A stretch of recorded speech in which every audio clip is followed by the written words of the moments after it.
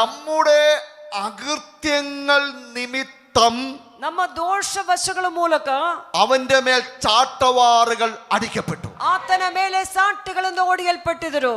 നോക്കൂ, ಆಮೇಲೆ ನೋಡಿರಿ, യേശുവിന്റെ മുറിവുകൾ ಯೇಸು ಸ್ವಾಮಿಯ ಗಾಯಗಳು ശരീരത്തിന്റെ സൗഖ്യം മാത്രമല്ല, ಆಮೇಲೆ ನಮ್ಮ ಶರೀರಕ್ಕೆ ಸೌಖ್ಯ ಮಾತ್ರವಲ್ಲ, വേദ പണ്ഡിതന്മാർ ಆಮೇಲೆ ವೇದ ಪಂಡಿತರು വളരെ തർക്കിക്കുന്ന ഒരു കാര്യമുണ്ട്. ಅಲ್ಲಿ ವಾದ ಮಾಡುವ ಒಂದು ವಿಷಯ ಉಂಟು. യെശയ്യാപ്രവചനത്തിൽ ಯೆಶಾಯ ಪ್ರವಾದನ അവന്റെ അടിപ്പിടലുകളാൽ ಆತನ ವಾಸುಂಡಗಳಿಂದ നമുക്ക് സൗഖ്യം വന്നിരിക്കുന്നു ನಮಗೆ ಸೌಖ್ಯವನ್ನು ಬಂದಿದೆ എന്ന പദം എന്ന പദವು ശരീരത്തിൻ്റെതാണെന്ന് പറയുന്നവരുണ്ട്, ಅದು ಶರೀರದಿಂದ ಹೇಳುವರು നമ്മുടെ ಇದ್ದಾರೆ, ആത്മാവിന്റെ ആണെന്ന് പറയുന്നവരുണ്ട്. ಆದ್ರೆ ಆತ್ಮಕ್ಕೆ ಬರುವ ಸೌಖ್ಯವಂತ ಹೇಳುವವರು ಉಂಟು.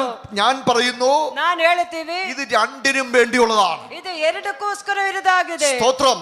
അവിടെ എഴുതിയിട്ടുണ്ട്, ಅಲ್ಲಿ ಬರೆದಿದ್ದಾರೆ, അവൻ നമ്മുടെ സാക്ഷാൽ രോഗങ്ങൾ വഹിച്ചു, ಅವನು ನಮ್ಮ